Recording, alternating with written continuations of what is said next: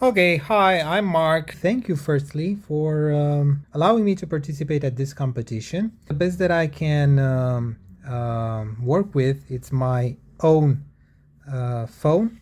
So I can show you the game that I created, Dac vs Romans.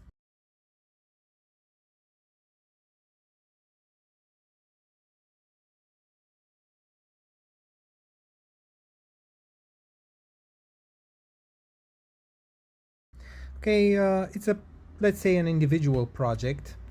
Um, the game is right now starting. Yeah, I have here, I've placed a little bit of soundtrack and some documentation. Okay, I'll just press get out or yes. I will press the bottom new game. So this is the character. It starts, and as you see, I lost. I have -3 lives. Okay, the game is now restarting. A new game. This is the screen. You can see the main character on the mountain. I need to kill all these Roman soldiers. Um, yeah, okay. I have a glitch here. -9 lives. Anyway, um, yeah, my character is yelling, you see. Okay, so yeah, he's not behaving the way it should behave. I do admit that the graphics can be improved. The main idea is to have here a fortress, but actually this will be done while improving the levels and going forth. Okay, the game is now, let's say, stuck. It's in a bottleneck.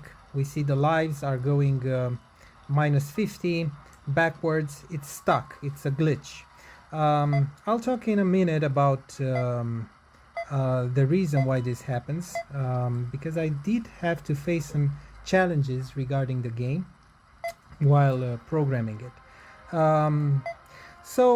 Yeah, it is what it is. This is the main game. This is how it works. This is the main game mechanics. I'll talk a little bit about how I implemented it. So I made the graphics by myself. As you can see, I modeled the characters, then animated the movement, then imported them in Unity. I placed the scripts.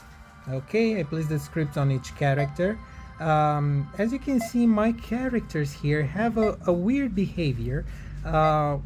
Although I try to program them in the moment they reach the ladder, they should rotate. They don't actually rotate. The animation plays, but they don't rotate. So this is a challenge, I could say, that I found and I still need to solve as I continue the development of the game.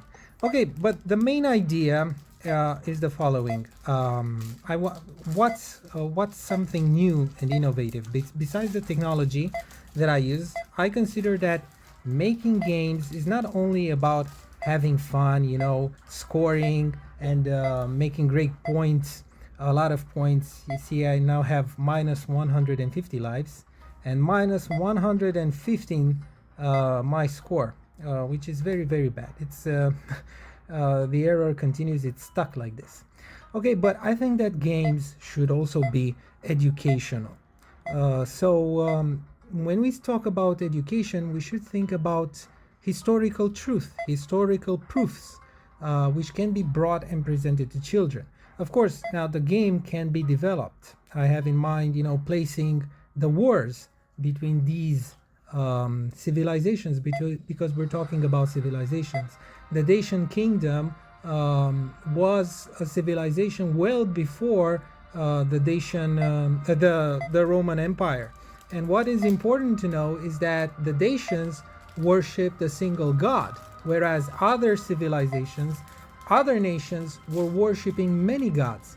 They had Zeus, they had Athens, Mars, the god of war, whereas the Dacians came with a culture, let's say, around 3,000 years ago, before Christ, in which they worshipped a single god. The name of the god was Zalmoxis, and they had a holy mountain, which is here in the game, called Kogaionan.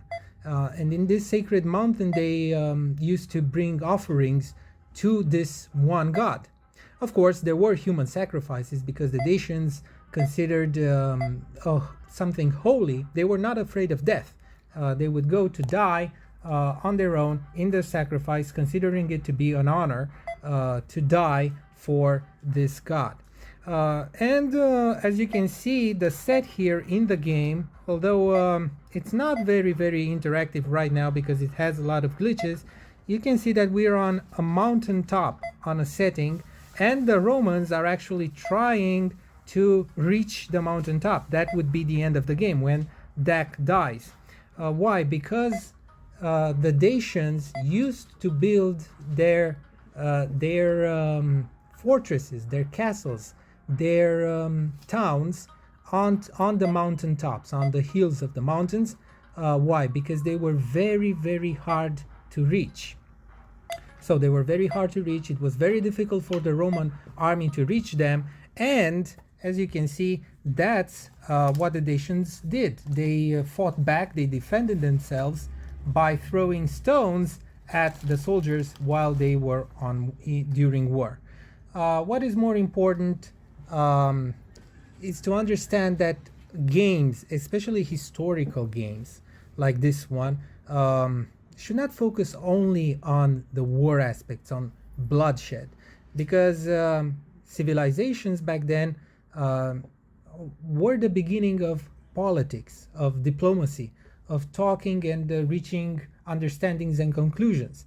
Of course, there were many robberies. The Romans, after they defeated King Decibel and King Burebista, he took a lot of fortune, a lot of gold from the lands where now Romania lies.